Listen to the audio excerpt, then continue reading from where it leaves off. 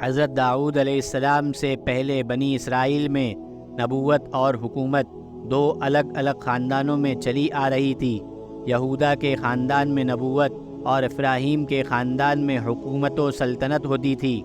حضرت داؤد علیہ السلام بنی اسرائیل کے وہ پہلے شخص ہیں جن کو اللہ تعالیٰ نے نبوت اور حکومت ایک ساتھ عطا کیا تھا۔ وہ پیغمبر اور رسول ہونے کے ساتھ بنی اسرائیل کے حاکم و بادشاہ بھی تھے۔ انہوں نے حضرت موسیٰ علیہ السلام کی شریعت کو از سر نو زندہ کیا اور اپنی قوم کو سیدھی راہ پر چلانے کی کوشش کرتے رہے۔ اس کے ساتھ ہی 40 یا 70 سال تک بنی اسرائیل پر کامیاب حکومت کی۔